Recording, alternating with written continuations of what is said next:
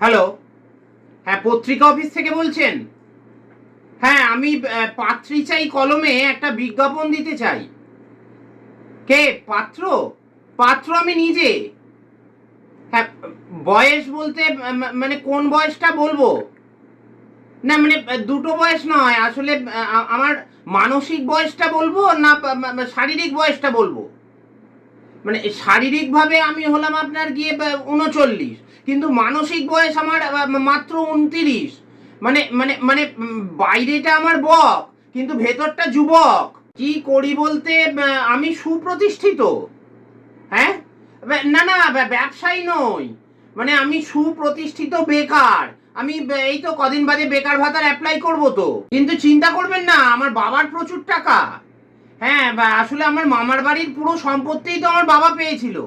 কেমন মেয়ে চাই বলতে দেখুন, আমার তেমন কোনো ডিমান্ড নেই। আসলে এই আমার বাড়ির লোক এত জোর করছে না, সেই জন্যই আমার বিয়েটা করতে হচ্ছে। না হলে তো আমার বিয়ে করার সেরকম কোনো ইচ্ছাই ছিল না।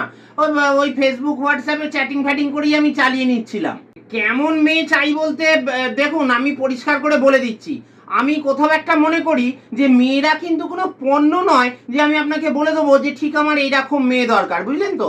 আর আমার মধ্যে ওই রকম কোনো কমপ্লেক্স নেই যে আমাকে বলতে হবে যে ফর্সা মেয়ে না হলে আমি বিয়ে করবো না, ওইসব ব্যাপারটা আমার মধ্যে নেই, বুঝলেন তো? মানে টুকটুকে ফর্সা হলেই আমি রাজি হয়ে যাব। হ্যাঁ, কি বলছেন? লেখাপড়া? হ্যাঁ হ্যাঁ, লেখাপড়া কিন্তু আমি ভীষণ ভালোবাসি, জানেন তো? আমি নিজে তো মাধ্যমিক পাস। ও, মেয়ের কথা বলছেন? আচ্ছা আচ্ছা, না মানে মেয়ের দেখুন আমার তেমন কোনো দাবি আলাদা করে নেই, তবে কোথাও একটা আমি মনে করি যে মেয়েদের না লেখাপড়াটা বিশেষ করে শেখা দরকার। মানে আমি আপনাকে বলছি যে মেয়ে ওই এমএ পাস হলেই হবে, মোটামুটি এমএটা যেন পাস হয়, দেখে নেবেন। হ্যাঁ, কি বলছেন? জাতপাত? শুনুন, আমি মনে করি মানুষের দুটো জাত, একটা পুরুষ আর একটা নারী, এছাড়া আর কোনো জাতে আমি বিশ্বাস করি না। আপনি লিখে রাখুন, মেয়ে ব্রাহ্মণ বাড়ির হলেই হবে, ব্যাস, আমার আর কিচ্ছু চাই না। কি বলছেন? দেনা পাওনা? মানে আপনি পণের কথা বলছেন? শুনুন, আমি না পণ দেওয়াকে রীতিমতো ঘৃণা করি, নেওয়াকে নয়। তবে হ্যাঁ, এটুকু আমি আপনাকে বলছি, আমি কোনো পণ চাই না। আপনি লিখে রাখুন, বাবা মায়ের একমাত্র মেয়ে হলেই আমি রাজি হয়ে যাব। তবে হ্যাঁ, এর পরেও যদি ওনারা কিছু দিতে চান, সেটা তো ওনার মেয়েকে দেবেন, সেটা তো আমি তো আর বারণ করতে পারি না।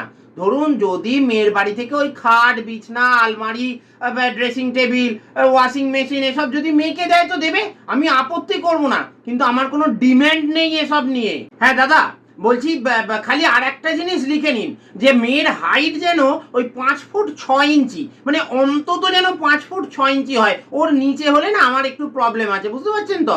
ব্যাস এইটুকুই, আমার আর কোনো দাবি দাওয়া নেই। আপনি এই সপ্তাহে খবরের কাগজে আমার বিজ্ঞাপনটা দিয়ে দিন।